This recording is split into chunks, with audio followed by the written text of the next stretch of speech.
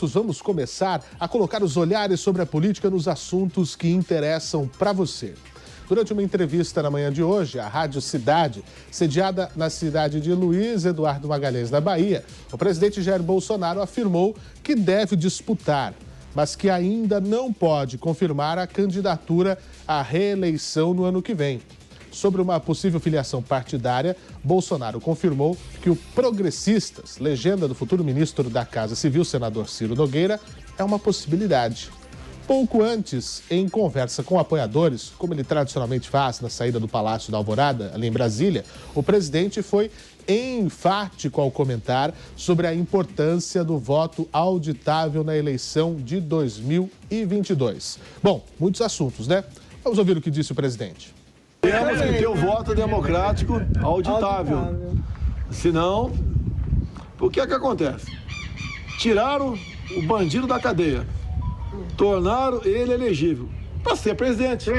Quem vai contar os votos? Escondidinho. É quem tirou o Lula da cadeia e tornou ele elegível.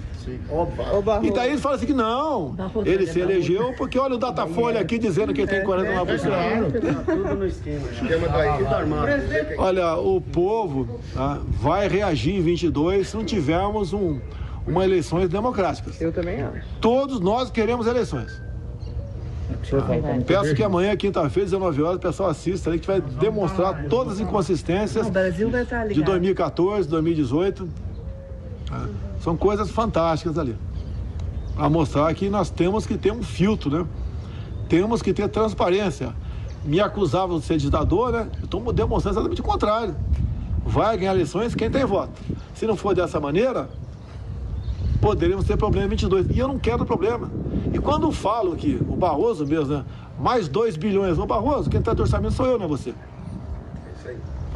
Eu que trato. E sei que vocês não estão preocupados em gastar 2 bilhões no orçamento com a maneira de nós realmente termos a certeza em quem você votou para prefeito, governador, vereador, deputado, vai ser aquela pessoa.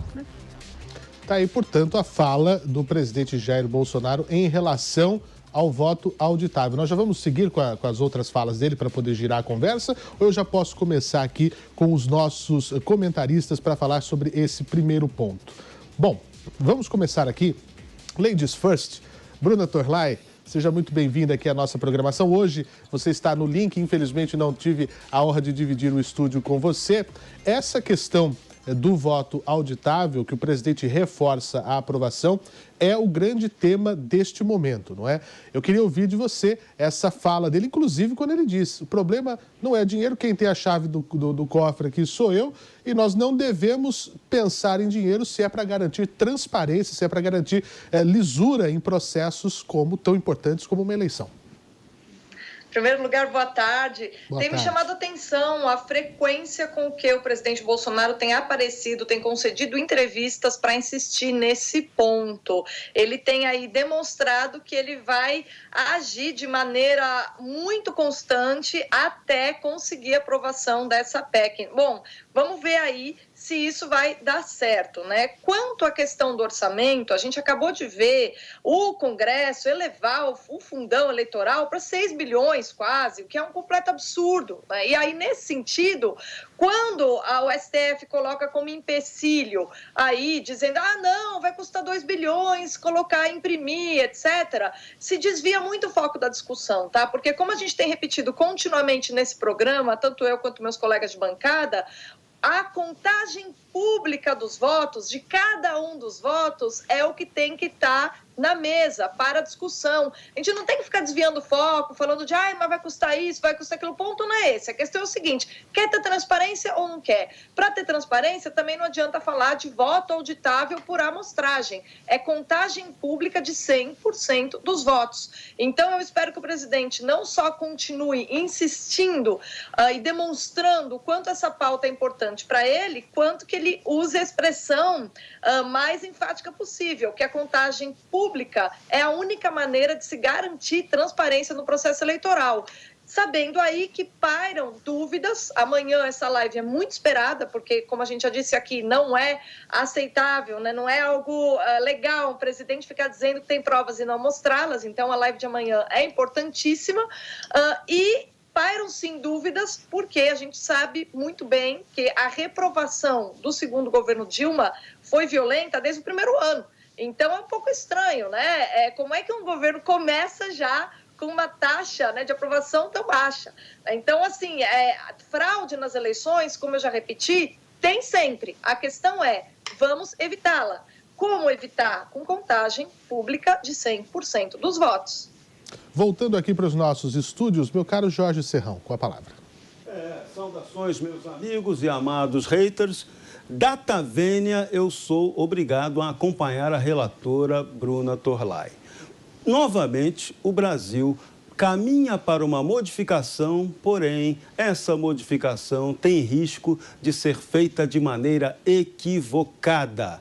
Nós precisamos, no Brasil, de transparência total eleitoral. Já temos hoje o trâmite sigiloso eleitoral que nos obriga a aceitar o resultado eletrônico da eleição como um dogma inquestionável. Então, o aprimoramento do sistema eleitoral não vai se dar por essa PEC 135. A PEC 135, além de ser aprovada, ela precisa ser também aprimorada. Ela não deixa claro que haverá a necessária recontagem pública de 100% dos votos. O que está para ser aprovado ali, realmente sou obrigado a concordar com os inimigos do voto impresso, de que vai gerar judicialização. Então, a solução para que esse problema não ocorra é que já preveja na legislação que vai ser modificada a recontagem ou contagem de 100% dos votos impressos pela urna eletrônica. Eu não estou entendendo até o momento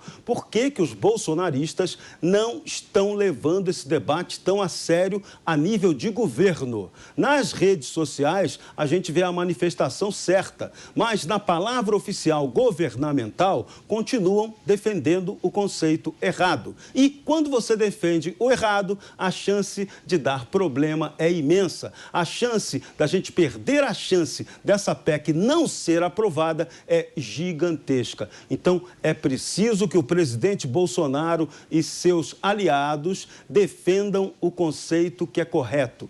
Recontagem pública filmada de 100% dos votos. E isso deve acontecer, a sugestão é que ocorra na própria sessão eleitoral, utilizando aqueles que operam a eleição e eles têm fé pública para realizar isso. Nada de movimentar a urna eletrônica para lá e para cá, porque isso vai gerar confusão, vai gerar desconfiança. A eleição tem que ser um processo tranquilo e seguro. O Brasil tem que investir quanto tiver que ser.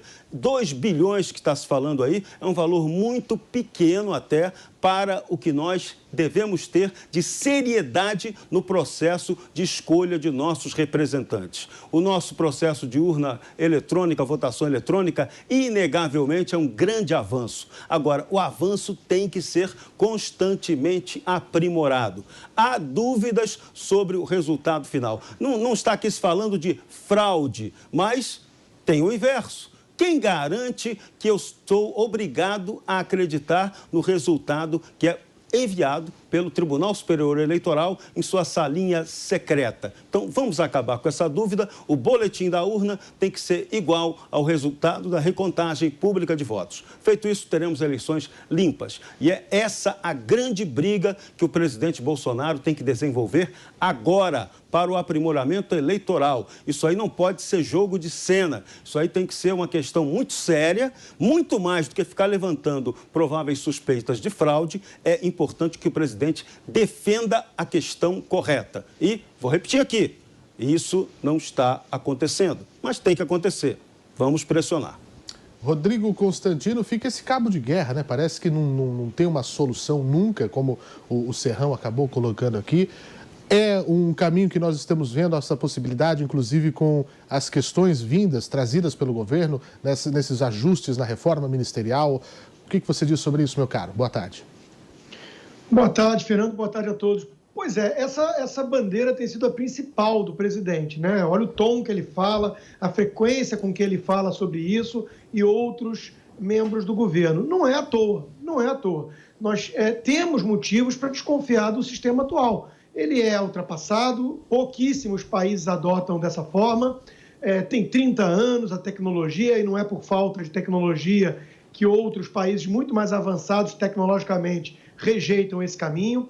A Smartmatic, que era aquela empresa responsável lá, ela tinha origem venezuelana, o presidente do board era um sujeito com nome pomposo, Lord Malloch Brown. Ele vem a ser nada mais, nada menos que o braço direito do George Soros, que é o maior financiador de movimentos radicais de esquerda mundo afora. Ele mesmo, Lord Malloch Brown, foi consultor de vários políticos em países emergentes, todos eles com viés à esquerda, né? Então, tudo isso chama atenção. E as margens muito estreitas. A gente viu o que aconteceu em 2014. E a gente viu que houve ali um momento de apagão, uma coisa estranha, e que isso chamou atenção, tanto é que o PSDB tentou fazer uma auditoria, contratou pessoas e, à época, o líder do partido, o deputado Carlos Sampaio, leu o relatório final, alegando que era inconclusivo por não ser capaz de realizar a auditoria. E propõe, então, mudanças para aprimorar o sistema, evoluir junto com o TSE. Essa postura do próprio TSE, na figura do Barroso e de outros, os tucanos que mudaram, o Lula que entrou em cena para falar disso, essa postura joga mais lenha na fogueira, chama mais atenção e gera mais desconfiança. O presidente tocou nesse ponto. Aqueles que soltaram Lula, o tornaram elegível, estão rechaçando qualquer mudança e articulando para inviabilizar a mudança, mesmo quando ela vem do legislativo. E basicamente repetindo a garantia, la garantia soy yo, né? Porque o Barroso é poliglota, então fala em várias línguas a mesma mensagem, que na essência é essa, uma caixa preta onde ninguém tem acesso exatamente como é feito. Então, tudo isso gera desconfiança e o presidente faz alertas. Alguns vão querer entender como ameaça, outros enxergam ameaça na postura justamente de um sistema que impede mudanças que tem amplo apoio popular. Segundo pesquisas, metade da população, basicamente, não confia muito nessas urnas. Então, o presidente faz um alerta. Olha, se for desse jeito suspeito, com base em opacidade e institutos de pesquisa validando um resultado que a população não vai acreditar, porque o Lula não pode sair na rua, mas alguns institutos de pesquisas que sempre erram com viés, o que é diferente de erro aleatório, estatístico, é sempre inflando a esquerda, né? Esses institutos dão Lula lá na frente como grande favorito e ninguém enxerga isso na verdade, nas ruas, na realidade, nas redes sociais, em lugar algum, né? Então, tudo isso está gerando um clima tenso de possibilidade de convulsão social. O que causa mais espanto ainda, a resistência em atender uma simples demanda, que não é do presidente, é suprapartidária e da população brasileira, por maior transparência e segurança. Não está dando para entender essa insistência. Nós temos uma manifestação marcada para esse domingo, né, e isso vai dar o tom. A gente sabe que político em Brasília, fechado nas suas bolhas, ele só teme uma coisa, né? É povo nas ruas. Então, se for realmente um estrondoso sucesso de público, né, essa manifestação vai estar dando um recado muito claro. O sistema vai ignorar ou não ao seu próprio risco. Pois é, antes da gente seguir para o próximo tema, havíamos falado também, já que estamos falando de eleições 2022, o presidente ele não pode, inclusive, falar que é candidato, obviamente, né, por questões, obviamente, que o proíbem disso, mas sabemos do seu desejo, inclusive, de continuar o trabalho que vem desenvolvendo. Só que o presidente precisa de um partido, né, para disputar as eleições. Eu gostaria da análise de vocês, começando com você, Bruna. Essa aproximação, inclusive, que o próprio presidente disse, né, nessa entrevista mais cedo, falando do Progressistas, partido do senador Ciro Nogueira, que já sai no Diário Oficial a sua nomeação, né, trazendo mais próximo ao Planalto. PP seria uma alternativa? Uma questão é essa, né? Aqui no Brasil só se candidata tendo partido.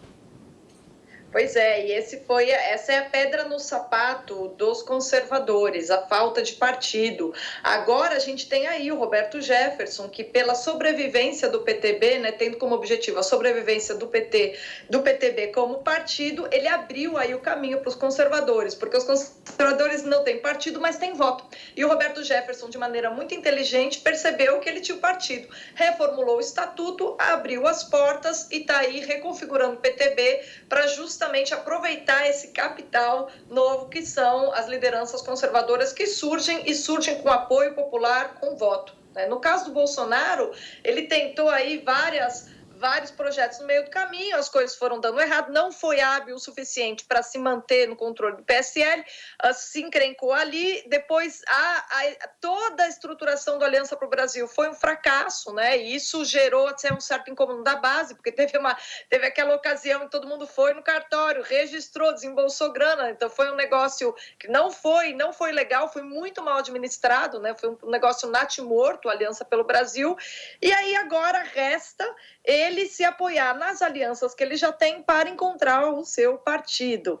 Essa história de ele sair pelo PP não é algo que surpreende. Vamos prestar atenção que o Ciro Nogueira não é à toa também que ele está na Casa Civil, só porque o Bolsonaro precisa de alguém que ele disse aí é adequado para conversar com o Congresso. O Ciro Nogueira é quem acompanha o Bolsonaro nas inaugurações, em todas as obras que estão acontecendo no Nordeste, onde o Bolsonaro tem que buscar votos, sim. Ele tem percorrido o Nordeste no claro objetivo de mostrar ali àquela população que eles não precisam do PT, que eles não precisam ser reféns do PT, que há outros políticos que olham para lá. E o Ciro Nogueira tem feito aí, tem ciceroneado o Bolsonaro nessas andanças. Então, nesse sentido, essa aproximação dele com o PP, ela tem sido construída de muitos meses para cá, né? O que está acontecendo é que agora ele está tornando isso público.